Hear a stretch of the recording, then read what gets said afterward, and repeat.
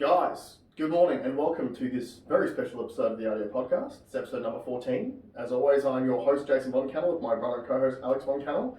Hi, brother. I'm good, how are you? I'm very well, thank you, mate. Interesting shirt choice. So funny story how I came up with the shirt choice. Obviously, it was State of Origin last night. Which I didn't know. No.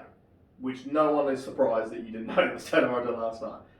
Queensland, massive boil over. Should never have won that game. Wayne Bennett's the super coach, as we all thought he is. But we won't talk too much about Origin. But the main reason why I've worn this shirt today was because of the real topic that we're going to be talking about today, which is the election, the American presidential election. And I was just hyper mindful of not wearing a blue shirt or a red shirt. Interesting. And I've noticed most of my shirts, apart from black, which I wore last week, so I don't want to be an outfit repeater, apart from black, most of my shirts are blue and red. And so I was very conscious of not wearing a blue or red shirt, but I have noticed I've accidentally worn my red shoes. So don't read anything into it. We are going to talk about the presidential election because it is the biggest news on the planet at the moment. Yeah. Now, we have no skin in the game. Mm-hmm.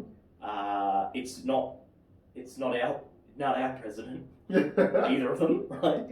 But what we wanted to talk about is, I suppose, some of the influence that we've had from social media, regular media, what the talk has been like. I think those parts are interesting. Yeah. And that example that you just brought up about State of Origin last night, nothing in my feed, my social media feed, told me that there was that there was a game on last night. I had no idea. I had no idea. Now, again, your algorithm, you wouldn't be clicking on footy-related stuff, so that Definitely probably makes sense, right?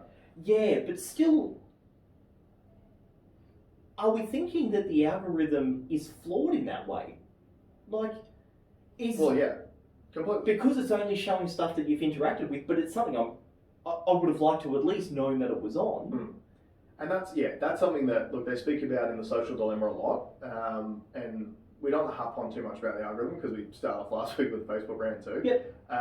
But that is one of the biggest problems with the way that it's set up, in that it only continues to show you the small amount of things that you've been actively looking at. Yeah.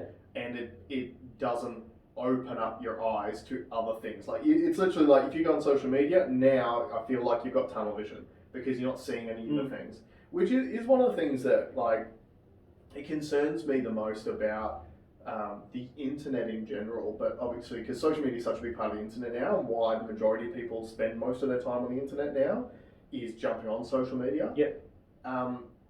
Once upon a time, that was like your bastion of truth. So we're going to talk about how social media has potentially affected the election and influenced people in certain ways. Now, we all know the mainstream media has been doing this forever. Yeah. Right? So years ago when social media first became widely used in the public, I think one of the big things was, it was like, you didn't need to digest the mainstream media agenda because you could jump onto social media and you could see things outside of the narrative that's been painted, right? Yeah. I feel like that's gone away to a large degree, and again, it's based on your algorithm. So it's not a coincidence that America is so divided at the moment, because everyone thinks they're 100% right, no matter what side of the fence you're on, because both sides of the fence are stuck in their own echo chamber and they're only consuming the same content that agrees with what they're saying. Well, what I want to say that your comment right then and there is an example of media's influence.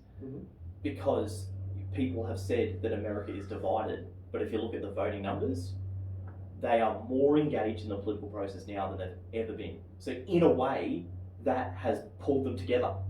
Yeah, but more people have voted. Yeah. What was the stat I heard this morning? More people have voted Donald Trump this year than 2016, and same as Biden when he run before. Well, he was vice president. Vice president. Yeah. More people are engaged in that political process, which is a sign of good democracy. Well, true, except like that doesn't necessarily mean that you're not divided. Like human beings, we've got a negativity bias. So generally things that when we feel like we're in danger, it forces us to act. So I feel like that's reflected in the higher voting numbers because people are so polarized now. You would think if you had a vast majority of your people that were in the middle and they weren't polarised, they're the people who are not going to vote. Yeah. Because they're like, I don't really know which way it's going to go. I don't really care. They're not going to vote.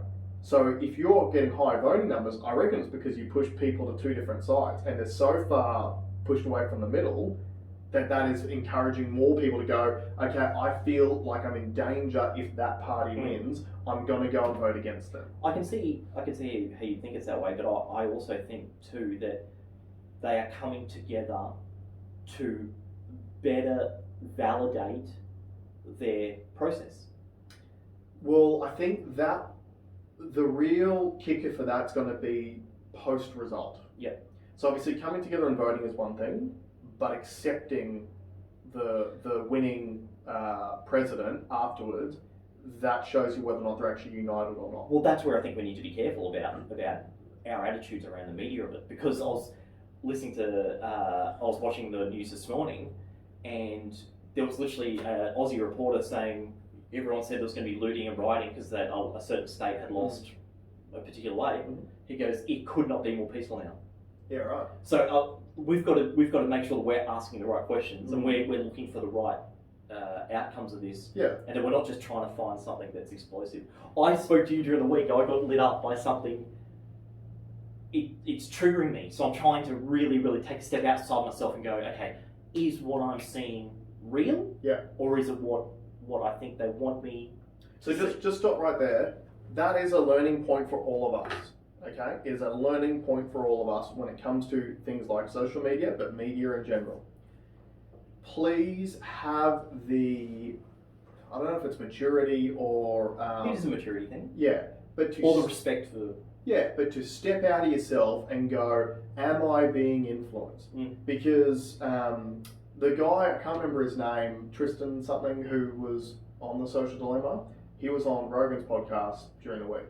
And he says it himself, all of the bigwigs at these social media companies do not allow their kids to use social media.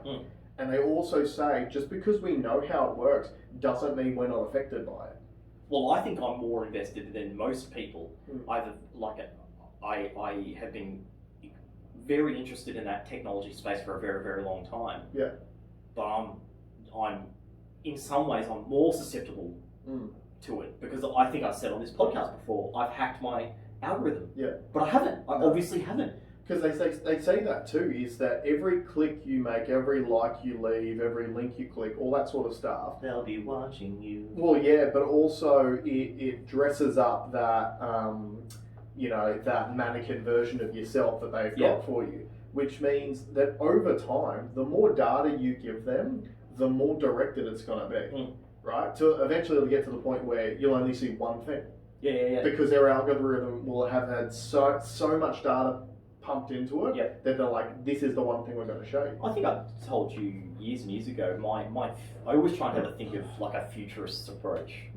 And I said that the future will be, from an advertising point of view, where they've got so much data on you, you won't need to ask for what you want, it'll just arrive. Yeah. Now, we're going through a stage of that now where everything's on subscription.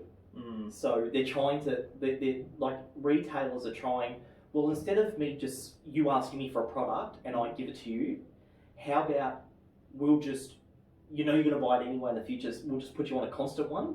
But I think there's a balance between, because I know I don't like subscriptions. No, I don't like them either. So I want to feel like I've got the choice. But eventually we'll get to the point where so much data's been generated, it's going to know, I've run out of Q-tips at home. And then I just go outside and they're sitting there. Yeah. And I think we're at like phase 2. Phase 1 was identifying that that's what the future's going to be. Phase 2 was, hey, can we just lift X amount of dollars per month and just have people sign on for life for these things? And then 3 will be, no, they want to feel like they're in charge of this scenario. Yeah. So how do we have something between that and that? Which it starts a whole nother debate in regards to free will, right? Like, when, if you talk about, I guess, like the Christian Genesis story and stuff like that, and it talks about how obviously men were created with free will, are we losing that? Are we losing our free will and we don't even realise it? Yeah. Because, like... We're being programmed. Yeah, well, you got to think about it from a car sales perspective. one of the things that you get taught as a salesperson is planting seeds, right? Because you want to plant a small idea early on in the process so that that has time to grow, and then by the time you need to call upon that idea, the customer actually thinks it's their own idea, right? That's how it works. And it's a manipulation tool that we use to sell things. Obviously, like it's staggering how much of the world is run on advertising revenue. Yeah. Right? When you think about that, the internet's run on advertising revenue. The media's run on advertising revenue. Like it's all advertising revenue. So again, all of these things are seeds being planted in our brains. So are we losing our free will without even knowing it, purely because it becomes this... Well, because the environment around you is built around that revenue. Yeah. So I've always been of the mindset I would rather pay for something to use it properly. I don't like free trials. Yep. I don't like the free version of the mobile game. Yeah. Right? Because I believe from a financial point of view, I'd rather the small outlay once and up front. Our transaction is now over. Yep. Now I get to enjoy the thing that you provide. Well, in the social lemma they say, don't they? Like, if anything that is free, you are the product. Yeah. So I would rather ad free Facebook if I had to pay $15 a month. Yeah. Okay, that is a subscription that I would pay for because and it's a choice. But this is one of those things, right? So if you can pay for ad free, can you pay for algorithm free? Because if they're getting your money anyway, so you'll have no ads, but they might still be showing you content that is in a way going to influence you to buy a product from one of their affiliates. They'll try to find another way. It'll be like Inception. They'll just be planting those seeds in your brain. It'll be like all of a sudden you'll get, like I get whiskey ads on my social media feeds. All of a sudden you will only get posts from your favourite celebrities of them drinking whiskey at a bar, or you know what I mean? Like it'll be like it's product placement. Yeah. Like old school product placement in the movies. Like we spoke about with Rob, that's the future of music. Yeah. To monetize music is brand placement within the content. And again, Gucci gang, Gucci gang, Gucci gang, Gucci gang. Are they not doing that shit right now? I don't know what that is. Yeah, you shouldn't. It's called garbage. So I think I felt it in myself, and actually Jason was the one that said it to me during the week. He's like you're falling for it. So check yourself and check your friends. Yeah. Because they got an emotional response out of me, which they did not deserve. Yeah. So if I'm smart about it, I need to check myself and go, ugh. But again, you have to keep in mind the fact that we're talking like thousands of man hours that have gone into testing and programming this system that we all engage with every single day for a sole purpose, which is to capture your attention. Because your attention, and look, hey, like we're on YouTube, we want to capture some of your attention, right? Well, I think YouTube is the only one that, so yes, it runs an algorithm, but the beauty of YouTube is that it has given everyone a platform, and it's a far smaller percentage of people that get deplatformed, a far smaller percentage than any of the other ones. Yeah, but there's a difference between being deplatformed and just not shown to anyone. So you need to actually, to find our show, you need to jump on YouTube and search for our show. Yeah. YouTube is not going to be throwing us up to a lot of people, But we haven't generated a lot of data because we're only on episode 14. True. And look, maybe eventually, like everything with consistency, hopefully this will get a little bit bigger and it might be shown to a wider audience.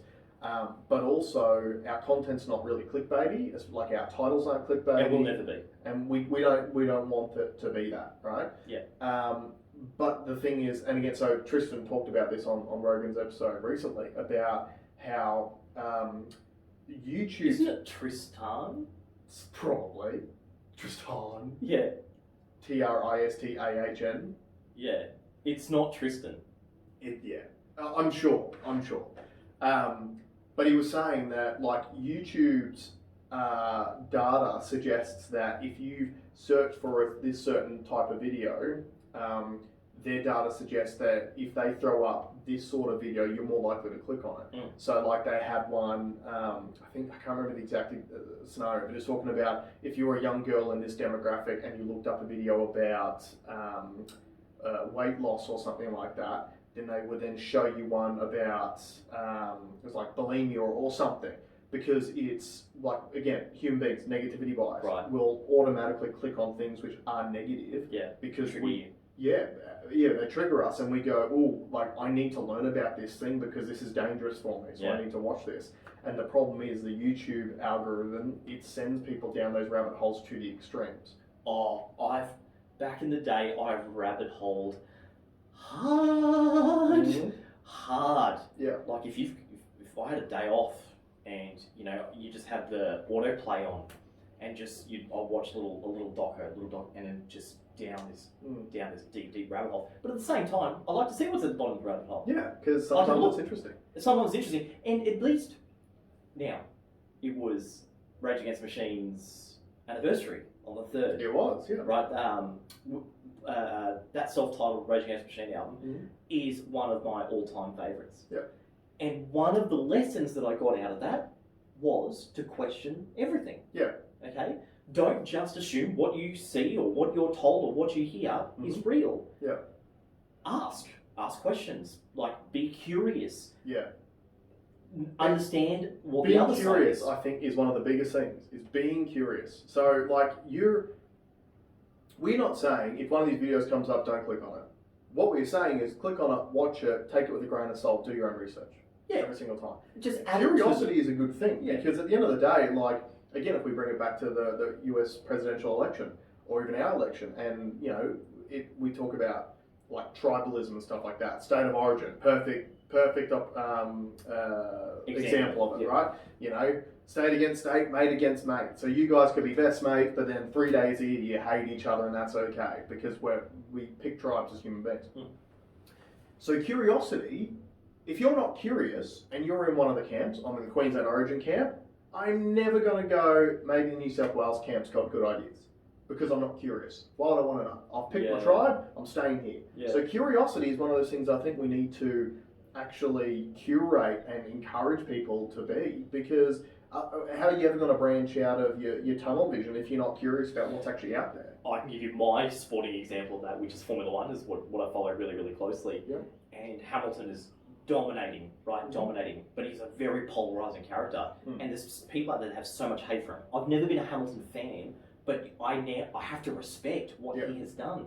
And you pull the good parts out of, like, I think mentally, he's probably one of the strongest out there in terms of, and I think it's a team thing, not necessarily just him, but he's grown into that team. Yeah. And when the chips are down now, he just has this psyche, well, no, I'm gonna do something to win this. You have to respect that. You have to respect like that. the irony. 5-year-old of me would just written him off. Tribalism, no, he's not my driver, he's my driver. Yeah. So no good, he sucks. Yeah. But you have to appreciate the nuances. What We makes do, him special. and like again, you need to see stuff what it is too, because like, look, I don't follow Formula One anywhere near as closely as you do, but I know about all the things that you're saying, that Lewis Hamilton is a polarizing character. But funnily enough, he is being, people hate him for the same reasons they used to love Michael Schumacher. He's a dominant racer in a dominant team. Yep. Like, Schumacher was the most dominant racer in the best team with the best technology at the time, which is why he won all of his championships. Lewis Hamilton is exactly the same. Michael Schumacher was adored back in the day when he was racing. Absolutely adored. Now, we all know, when it comes to these high-level athletes, you've got to have a degree of being an asshole to actually be the absolute elite. And respect that too. Yeah, respect it for what it is. Yeah. Like, there are sacrifices that you make to get to that level. Yeah. Like, again, Lewis Hamilton, a whole stack of the planet he's never even met before hate him. Yeah. But literally just for being successful. Yeah. That's all it is. Yeah. But again, that's that tribalism thing. There's other races they feel are more deserving. There's, Mercedes just has the mechanical advantage. The only reason why he's winning. Well, no. If I jumped in that car, I'm not winning any races. Right? You need to understand. Like, it's like everyone gave Stephen Bradbury shit about when he when Stephen Bradbury's way to the gold medal, he had to get himself into the finals in the first place. Yeah, he had to be in that race, and he got there, right. and he capitalised on that event. Yeah, he's a gold medalist. That's exactly right. Yeah. Like, so, and again, this is one of those things that, like, as human beings, look, Australian culture, one of the biggest problems we've got is tall poppy syndrome in Australia. I think that's an English heritage thing. Because it happened, it's a very English trait. Well, is it English heritage or is it our, what's it called? I'll say that, do poppies grow in Australia? I don't know, probably not. Yeah. Obviously, No, they do in certain places. Because I'm pretty sure I remember a story years ago about, I think it was kangaroos that were eating poppies in a poppy field and getting high from it and then running around in circles. Yeah, okay. So I think they do. It might be in Tasmania or something like that. Again, fact check me on that stuff. I think because obviously England is very classist. Yeah. There is a very structured hierarchy of... And look, I do wonder if it's from our convict roots, because as Australians, we came here as convicts, right? Yeah. And again, the tall poppies were our oppressors who've literally brought us out here as a prison. Yeah. You know? But again... them. Yeah. Australia's awesome. Yeah. But again, like that's a mentality which you see in just day-to-day life. Like, people hating on anyone just for being successful, when you really think about it, is ridiculous. It is ridiculous. And look, some people... And it's self-harming too. It is, because you're anytime that you hate on someone and then you try to come up with excuses for their success, it's just you making excuses for why you're not successful. Exactly right. Like, and... A smart player would gather as much data as they possibly can about winners or success, and grab all those pieces, put them all together to become successful themselves, and encourage people to be successful. And you know what? Queensland's win last night is probably a really good example of that. Like, I'll be honest, die-hard Queensland supporter, I had money on New South Wales to win by 10.5 plus, because I looked at the New South Wales team and I was like, they're dominant. Yeah. I objectively looked at it, and I bet with my head, not with my heart, every time. And I looked at it, I've gone, like, this could easily be the Australian team. Now, ironically, I did say to my wife before the game, the one thing I was concerned about was that they'd selected 2 guys at centre who never normally play there, which can have defensive lapses, and Queensland's first 2 tries came through those channels. But I didn't read enough into that to think that Queensland had a chance at all. Like, 8 debutants, look, we got Wayne Bennett, super coach, that's great, but you would think that coaching can only get so far. Now, what happened last night was you've got a guy in Wayne Bennett who's got all the experience on what it takes to win, and he's given all that knowledge to a young squad of players who are good enough to get to that level in the first place, and just gave them the belief that if you do these things, you'll get the result that you're after. And what was interesting was when, like, Queensland was down 10-0 at half time, when they came out after the break, it's that typical thing of one team showed up, the other one didn't. I think New South Wales showed up expecting the young, inexperienced Queensland players to wilt after a certain period, and they would just roll over the top. That's honestly what I expected as a gambler. I expected there to be a lot of tries scored because we get to the 60-minute mark. Queensland, young players would get too tired, and New South Wales would steamroll over the top. When that didn't happen, you could see the New South Wales players' head drop, and Queensland got their tails up. And next thing you know, they're just pounding up the middle. I think, and again, you don't care, but it's just a good illustration. In the second half, with about 10 minutes to go or something, they showed a stat on the screen, and it was Queensland had made about 400 more metres with the ball than New South Wales. And you're talking 1 kilometre versus 600 metres. It's almost double. And again, it's not because they're better players, but it was a mentality thing that was, they had the momentum because they just had a game plan, they stuck to it, which is given to them by a guy like Wayne Bennett, who knows what it takes to win. So if you were smart, instead of hating on all these successful people, how did that person win at their field? What are the qualities that they exude?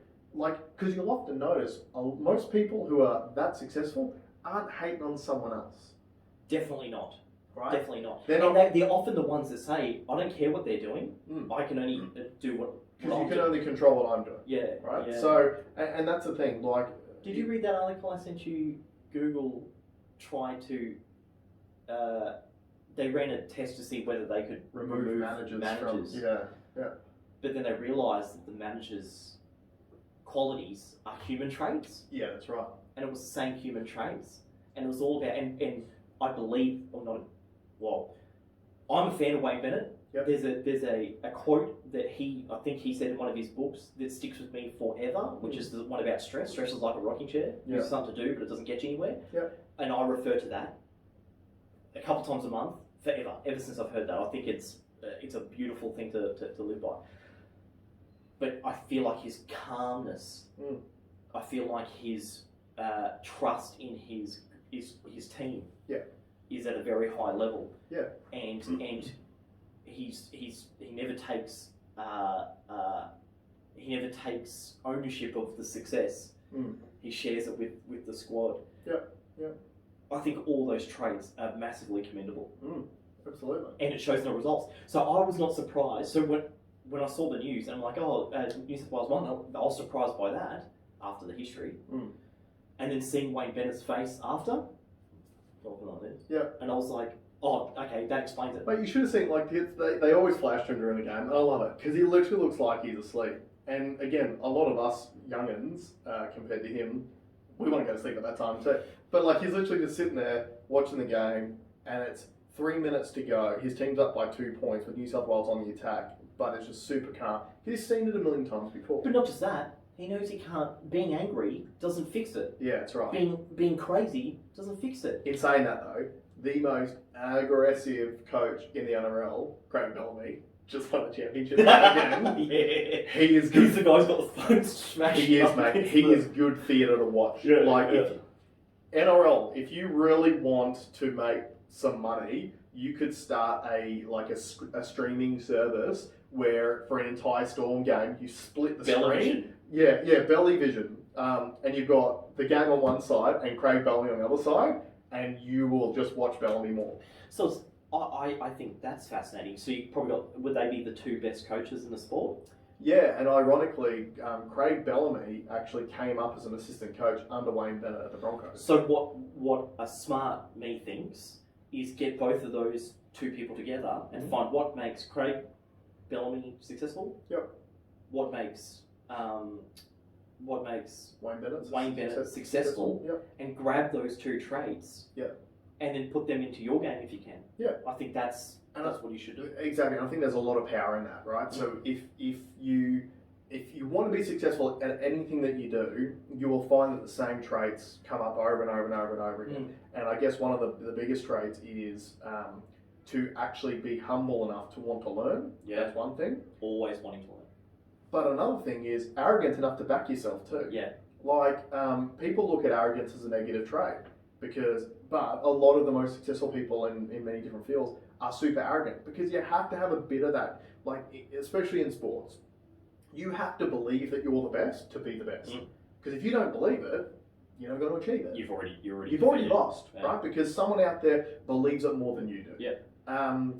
Like, I watch a lot of mixed martial arts, UFC, and every single fighter, and like people think it's dumb, but every single fighter, even guys from debut to the absolute superstars, they're like, a guy who's only just debuted in the UFC, who's only had 6 fights in his career, and he goes, I'm the best in the world. I'm the best in the world. And everyone's like, come on, mate, pump your brakes. You're not the best in the world. Well, guess what? They need to believe it. If you don't think you're the best, you wouldn't step in there. No, you wouldn't. Because we're going to step in there and get your ass kicked, like in front of the entire world, put your health in danger if you don't believe that you're the best.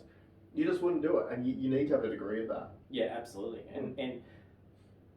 But in the team sports, you need to have that arrogance for your team as well. Yeah. You need to be so confident in their abilities. That's right. And that's what that Google that Google report said. Yeah.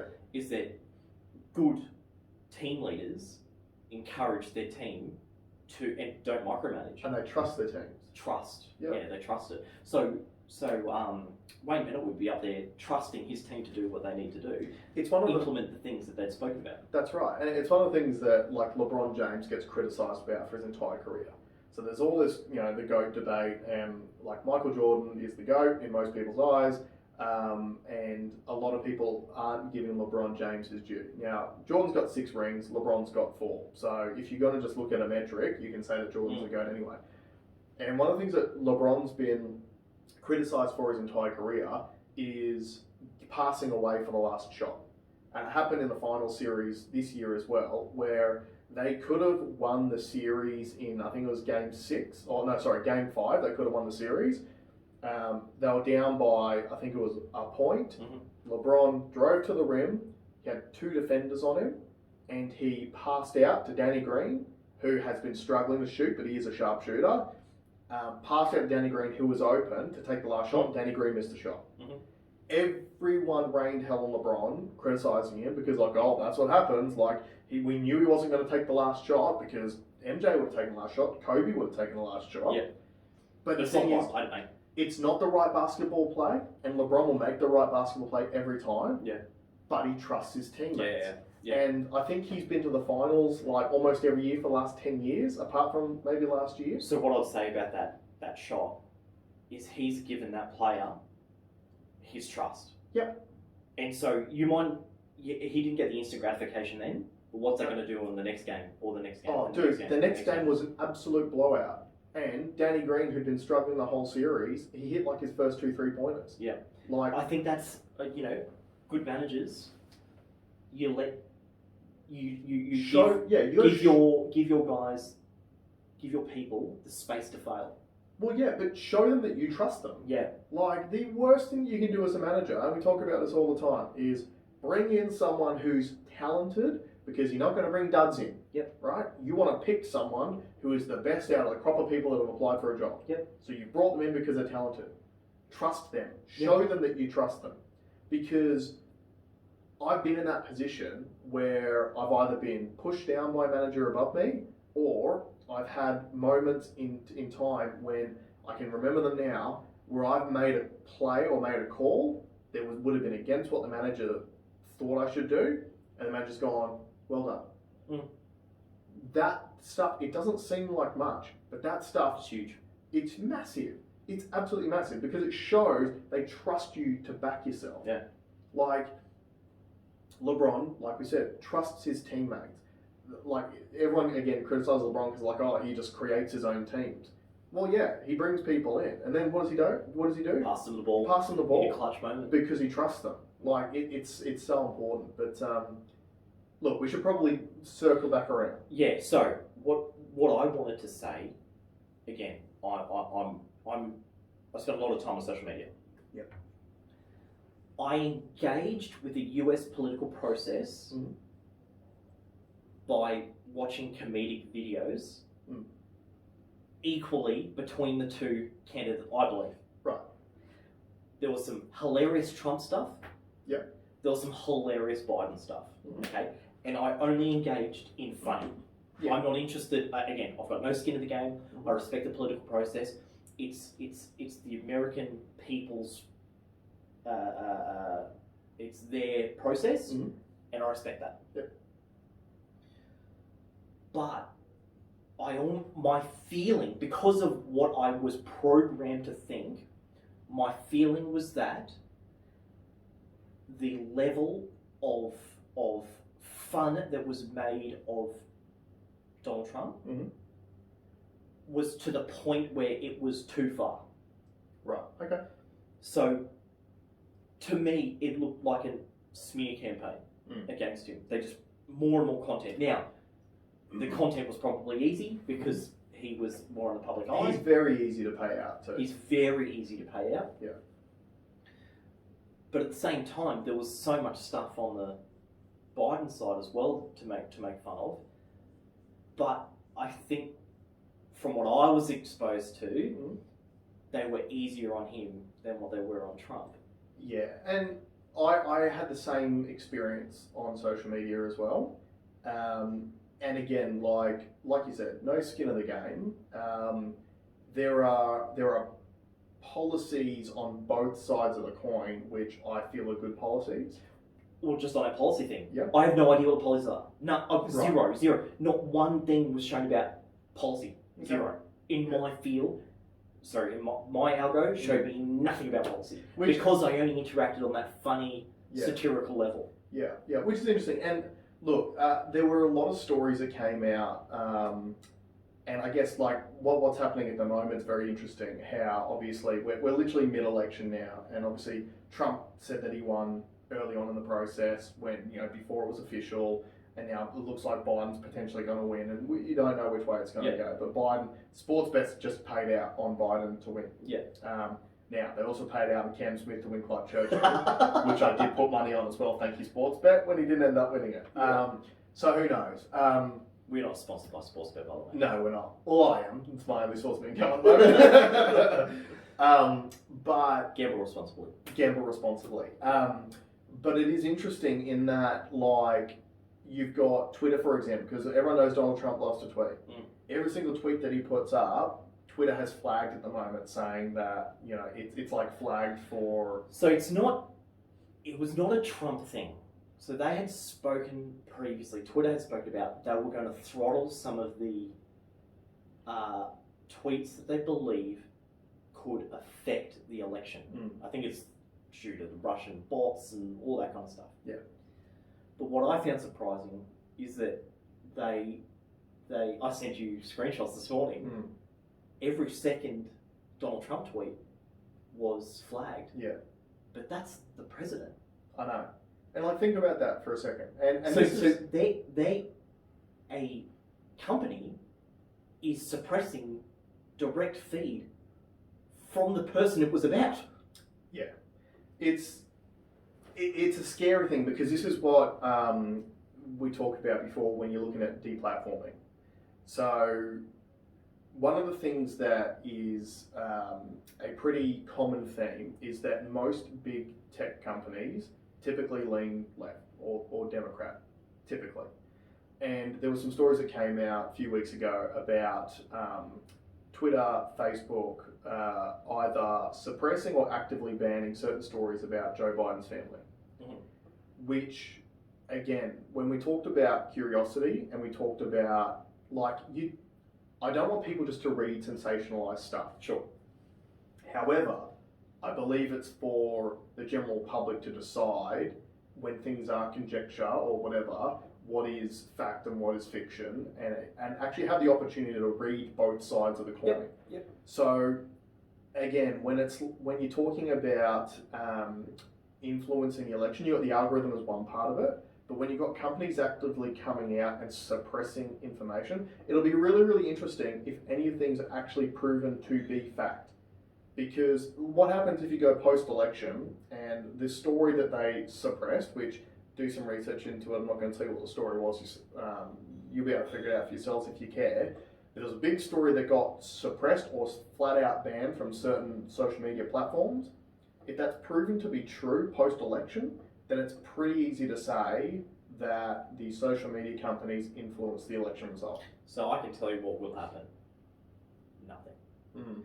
Media companies are not held to account unless you're Julian Assange. Yeah. That you can say whatever you want. Unless you're the President of the United States. No repercussions. Well, obviously there are repercussions at the moment, because they're flagging everything that Donald Trump is tweeting. Now, it's not everything. It's probably every second or third tweet. As being false. But again, you just got to think about that as... Now, we are in uncharted territory. So I think it's fair for these companies to make mistakes. But we actually need to learn from it. So what is the level of... should there be any suppression? Should there be full suppression? What...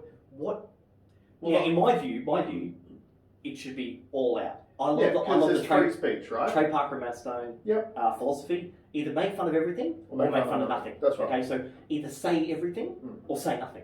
So one of the analogies that was used by someone, I can't remember who said it, but when they're talking about Twitter, for example, because obviously Twitter slowed... I can't remember which one banned it and which one slowed it, but let's say that Twitter slowed it.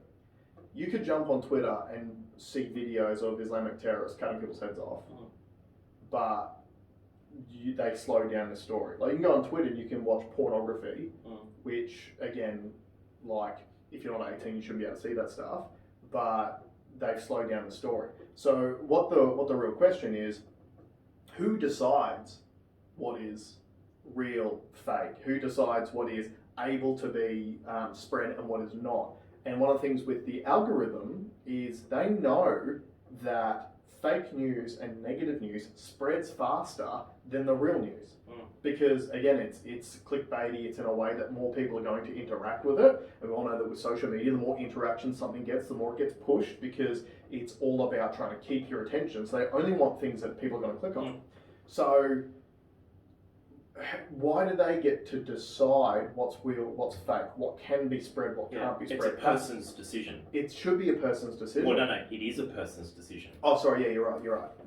But should it be? And that's where it gets tricky, right? And that's the thing. Like I don't. All I'm saying is, if it was up to me, and let's go to Australian politics for example. If it was up to me, I would say no political advertising, because at the end of the day, as taxpayers, we paid for the majority of it anyway. Yeah. What a waste of money. Yeah. Especially when the bulk of it is smear campaigns. Again, look at smear campaigns. Negativity bias. They work, but I hate them. Yeah. Right? But they work. Clive Palmer in the recent Queensland election. I don't feel like Clive Palmer was ever planning on winning. He just wanted to smear Labor. It was his whole campaign. Did it work? No. It should be, and I've said this for a long time, I think that there should be no smear campaign. I think lobby group should be banned from, when you're talking politics, there should be a website dedicated to the policies That's right. of your party. Yep. Go on the website, read the policies, make your decision. Yep. That should be it. Yeah. But then we've just banned free speech. Well, and that's where it's tricky. Okay. That's where I don't think we know how to navigate. Is it free speech when the Australian taxpayer is paying for it? That's not free, is it? Well, that's true. Yeah, so, that's true. like, I feel like the process shouldn't be won by money. No, it shouldn't be. And unfortunately, most of them do, because it's just how much effort, how much funding can you throw at a campaign? Yeah, that's right. And how many lobby groups can you get to smear other people? Yeah. Like, to watch the theatre of it all, I watched the first two presidential debates and saw, I think they were about an hour and a half each. So in the 3 hours odd that I watched, I saw maybe 10 minutes where they actually spoke about policy. Yeah. Like, and again, that's a problem in and of itself. It goes back to what's our end goal? What are we trying to achieve? Yeah. And are we following the best path to achieve those goals? Yeah. And no, we're not. No. And because again, like when you really look at politics, you need both sides. You do. Because you don't need both sides. You need multiple. Well, you need sides. multiple viewpoints. The two-party preferred, I don't like. No. It's the turd sandwich. Yeah, or the giant douche. Or the giant douche. Yeah. There should be. Look.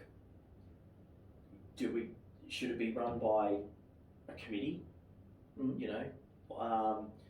Well, see, it kind of already is anyway, right? Like, and at the end of the day, it's when a new party or a new president gets in or a new prime minister gets in. Typically, it's just same shit, different puppet. Like, like the Australian political system is interesting in that, like, why is it that we can vote in like a prime minister, for example, and they can just get rid of them 3 months after the election, put someone else in?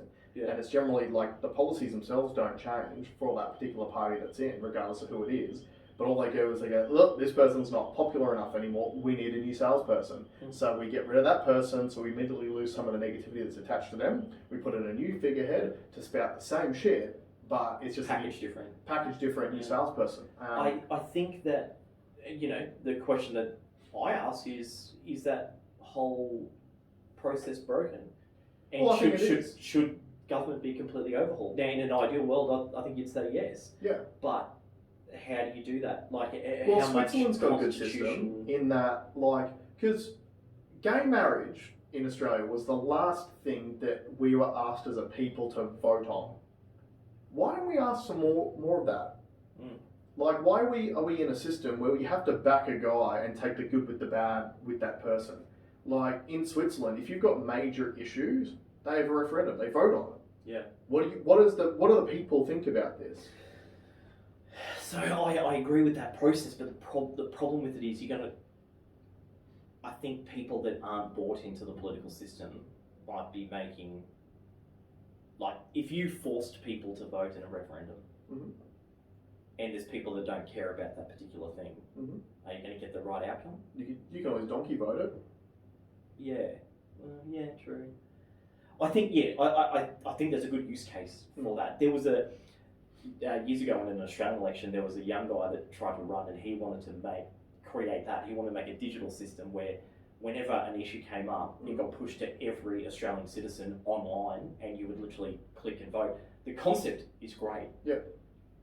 But I would say one of the flaws is, and I think this is probably what happens to most world leaders, you can come out there and say, I'm going to do this, right? And everyone's like, yeah, do that.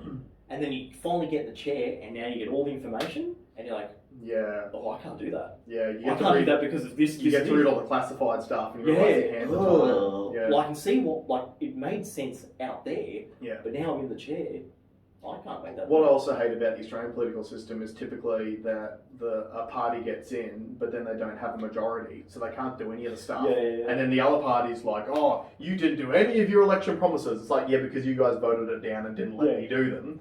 A mate said to me he goes, what I love about the US system is you're like, who's the opposition party? Yeah. Like, you're not a thing anymore. Yeah. You lost. Yep, you lost. Yeah, so shut up. Yeah, shut up and move. I'm running this. Yeah. So I think aspects of that are good too. But, is it the most efficient way to get stuff done? No, it's not. Yeah. When you go and watch, it's theatre. You go watch Question Time, which is always a great watch. It's hilarious, or a great listen. But is that the best way to get things done? A company doesn't do it that way. Yeah. Because it's not an effective way. Yeah, well, if you talk about the differences between private systems and public systems, like there are so many more efficiencies built into private systems because it's their own money that they're spending, whereas in a public system you've got like this endless supply of money, so you don't have to be as... Now going back to the US stuff, I spoke to a couple of people in my network that received 0 US election content. Okay. So there was a mate of mine had no idea that there was even the election on. Same way I didn't know that the State of Origin was on last night. So does that hinder, like if you're in America, or you could be an American citizen, if you're not getting exposed to any of that stuff, is it hard for you to make a decision? Like, sure, there's got to be a better way than purely click-through rate to get engagement into something as important as an election. Yeah, and see that's the issue that we've arrived at. Yeah. Is click rate runs the world now. So what does Internet 2.0 look like then? Because I have an idea. Okay, let's start with yours.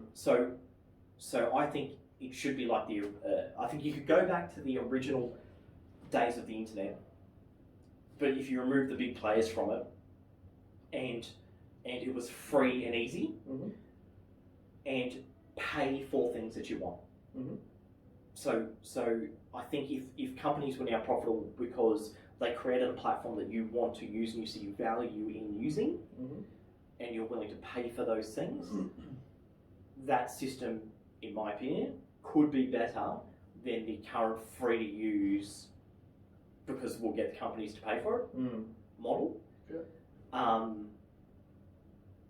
And no algorithms. And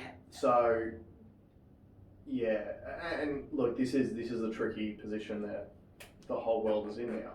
Is that so? If you've got both, so pay to use and free. So pay to use, obviously your theory is that you're paying for it, so you're already giving them some money, so you see the advertising and stuff like that. But you still want to have the advertising model available for people that the paywall would be an issue for. No. Okay, but now you're cutting poor people out of the process. No, you're not. Because I think people will realise that they are paying more under the advertising model. Yeah, but no, but you're still creating a blockage.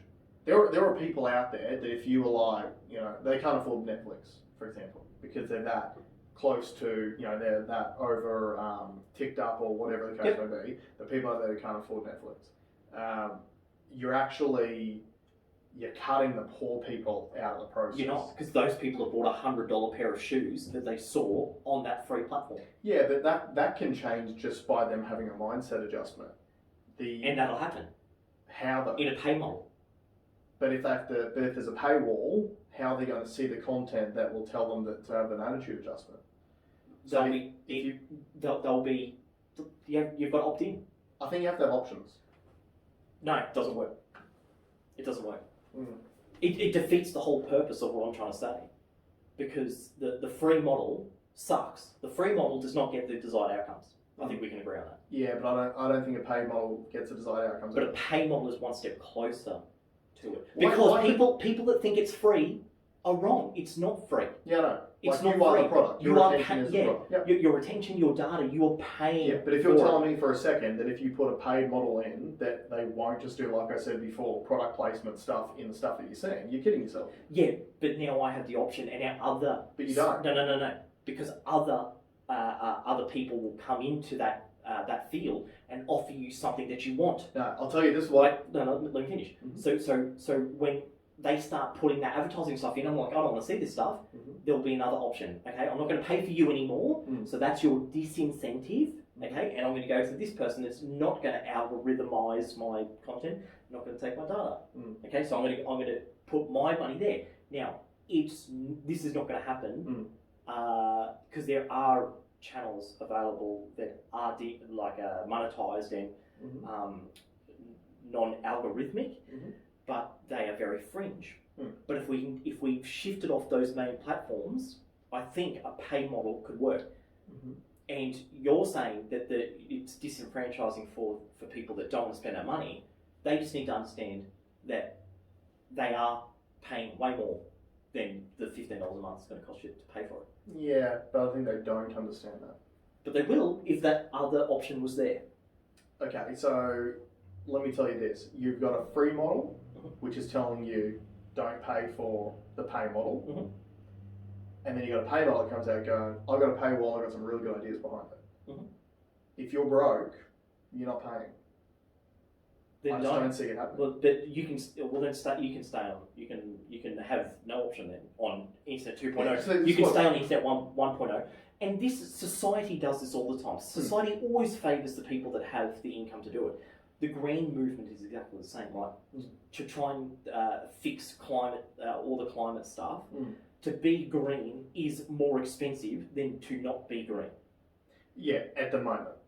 And that's the tough thing. Yep. But this is exactly the model. The rich people get on first, middle class get on second, lower class get on third.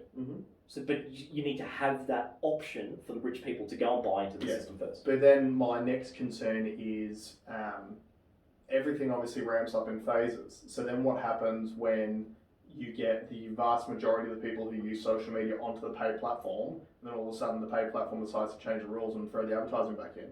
And then you're back at square one, but you're still paying for it as well. No, you're not, because you're leaving that platform to go for another one, because you're going to break up those.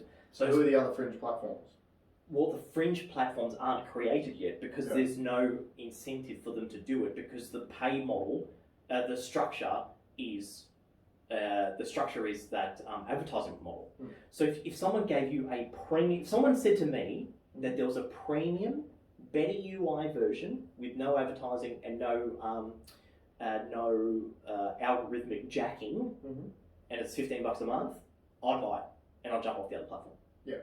Then but there's no option there now. Well, and the whole point of social media is to go online, interact with your friends and see what they're up to, right? So if you are the only or the first person to jump, none of your friends will be on there. I don't care, I would be the first. Yeah. Because I can see this is not sustainable. What we're doing now is not sustainable. No, it's not. So why are we staying in there? We should be talking about what the next thing is. The crazy thing is... Netflix was a premium.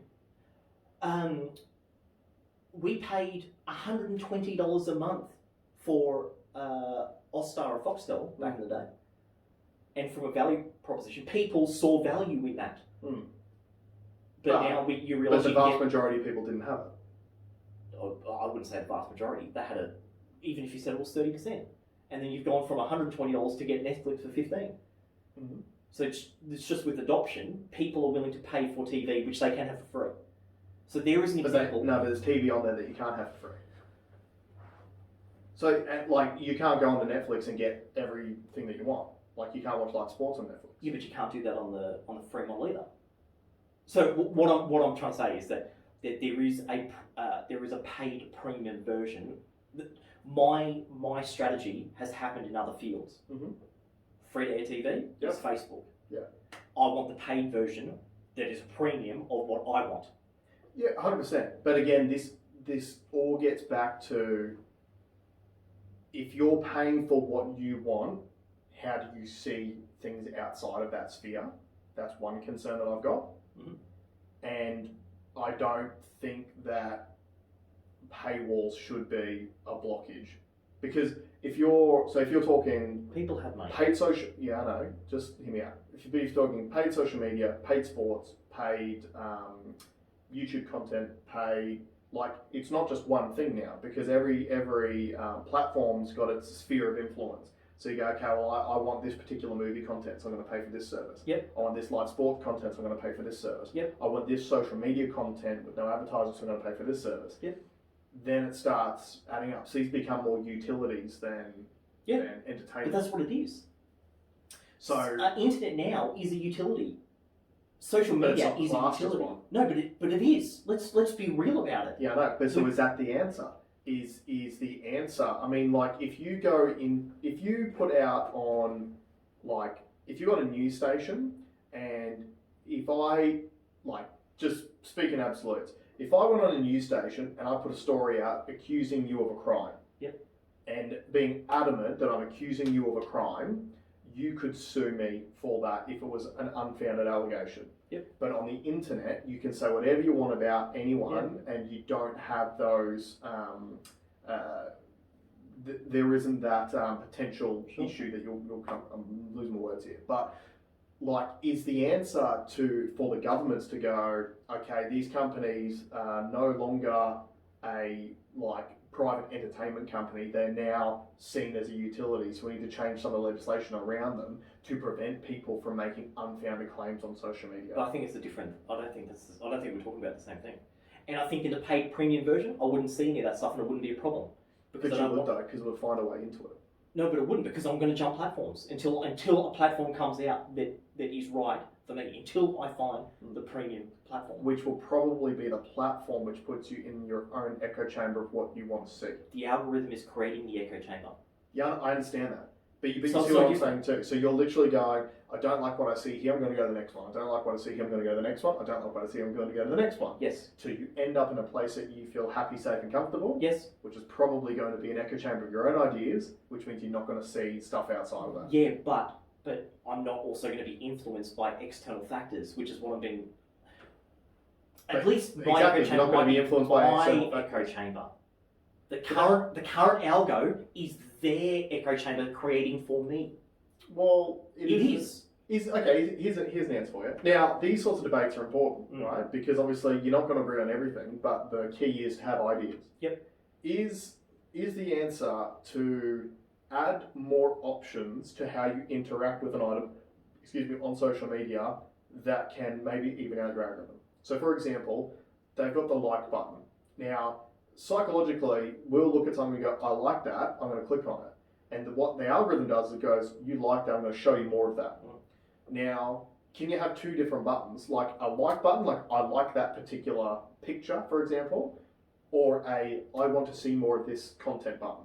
So make them two separate buttons. So you can show support with a like without necessarily affecting your algorithm to see more of that particular type of content. Could there also be, like, let's say a political story comes out, with maybe we'll talk about the presidential debate, with a fact check button.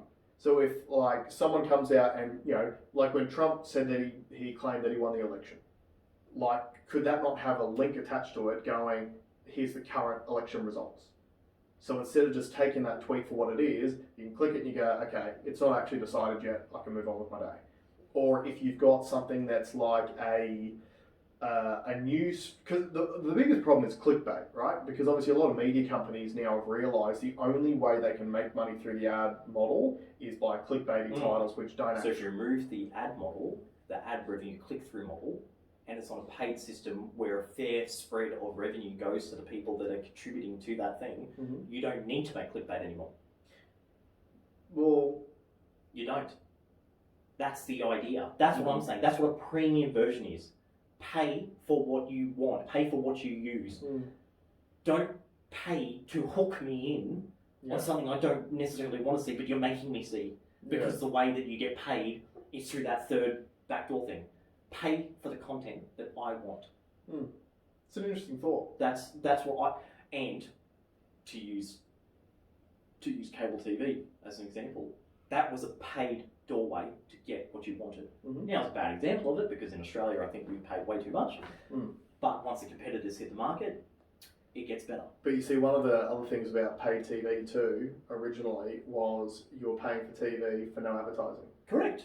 And guess what? There's ads all over it now. And what happened to that business model? It disappeared because they moved off to other platforms, which is what should happen. Well, it hasn't disappeared though, because so I've still got Fox because I get it for cheap through my Telstra. Yeah, but the pricing came down to reflect that. Yeah, but this is what I'm saying, is that the original model was like you had free TV, which was advertising, which is what we've got on social media at the moment. Then they brought out paid TV, so you could pay to get exactly what you want with no advertising. Yep. Which a lot of people moved to. But then they're still paying for it, but they brought the advertising in as well. And that's what I feel like would happen with a lot of these premium social media sites. You're right, but the price went from 120 to 30. Well, I actually didn't. Well, how much are you paying? Well, mine is through a bundle deal with my phone. Forget the bundle deal because I'm paying $30 a month. You're paying $30 a month. Yeah, but I only get sports. I don't get. So KO is the same amount. If at least you have the option. You have a paid version of that thing, which gives you what you want.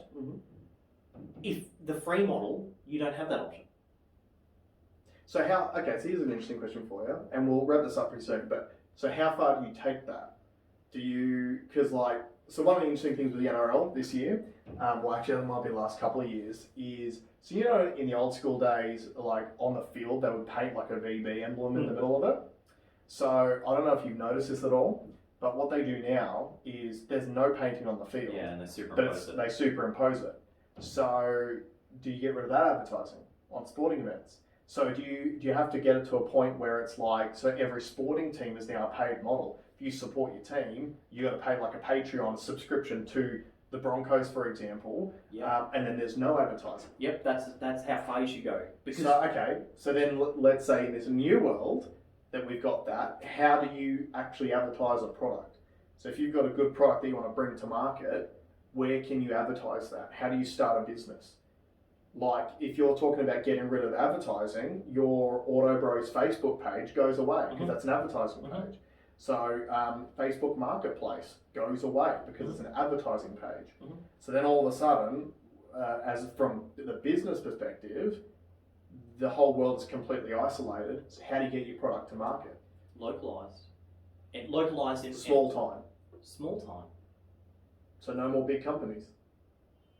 Yeah, so the cost of everything goes up. Not necessarily. The economies of scale. Apple. Those big companies can offer a service for a fraction of the price that a small company can. But at massive margins. They're making massive margins. Who, the big companies or the small The companies? big companies. Yeah. So if we had more localized economies of scale, we'll find a way to make it work. We may pay more for stuff, but at least we're keeping the money. At the moment, you buy your Apple, they put the cash, $1 trillion cash in Ireland. Is it such a bad thing if a local mobile phone company came up and said, hey, we make mobiles here? No, it's not a bad thing at all. And a lot of people, if they support a local, that stuff might happen. But you might support local if you're only exposed to local. You might support local if you weren't getting... then you become...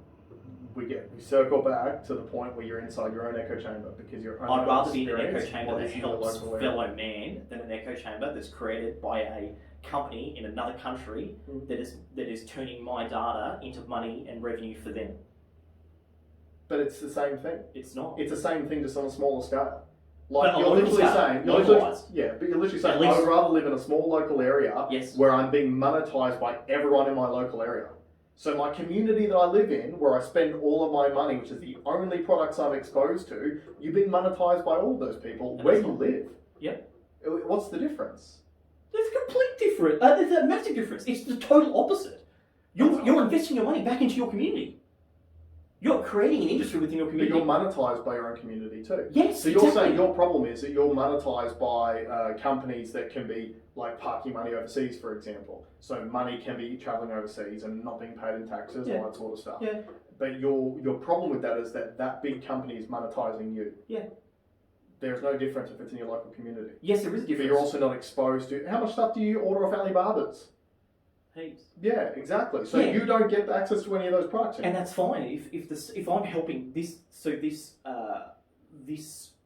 version of website 2.0 only benefits the community that you're in, and it benefits everyone's community that they're in, and then new markets will emerge from those local communities, and you're keeping the money inside. That's not a bad thing. That's a really good thing, isn't it? But then you're exposed to less options. But that's when new things come up. So someone in the community goes, I think there's a gap for this.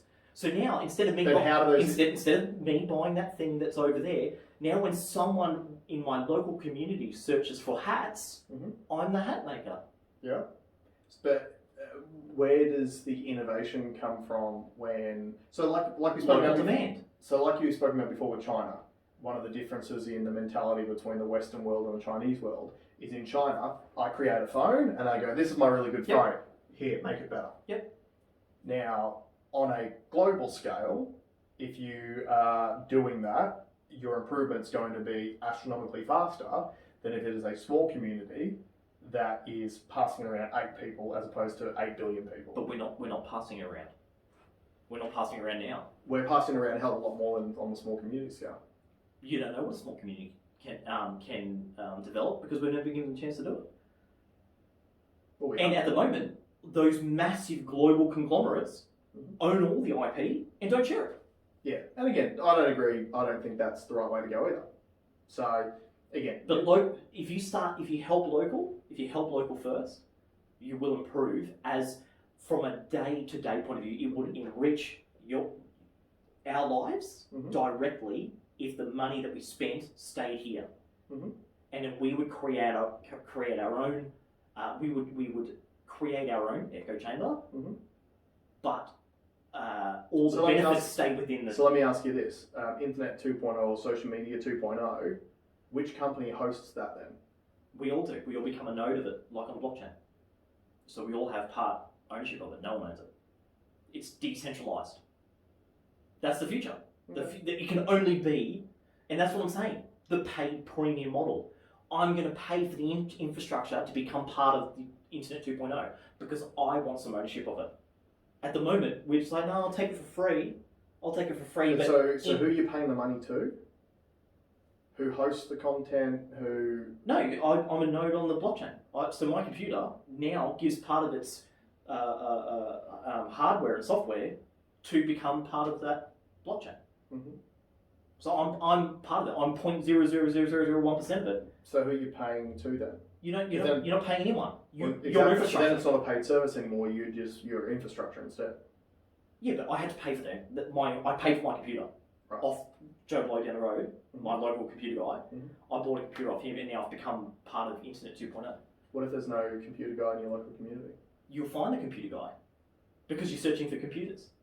So you find your closest computer guy, which is what we used to do, and society worked. Yeah. Interesting. Anyway, lots of ideas. Throw your ideas out. Lots of ideas. So yeah, let's do this. If you have an idea for the world 2.0, because it's internet, communities, whatever, throw them in the comments. We want to hear it because at the end of the day, we don't have to agree on everything. We don't have to disagree on everything. Yeah. We're not trying to be tribal. We're trying to be team human. Team human. And go, how do we get... team humanity. Team humanity? How do we get team humanity to that next level of evolution? Because I do feel like Go and watch the movie Idiocracy. It's one of the best movies ever. Yeah. Documentary. Could be a It's documentary. the documentary, yeah. Go and watch that because I do feel like we're devolving. So how do we get Team Humanity forward to the next level? Give us your ideas because we really want to hear them. But let's wrap it up. Thank you so much for joining us, guys, and we'll see you next RDO.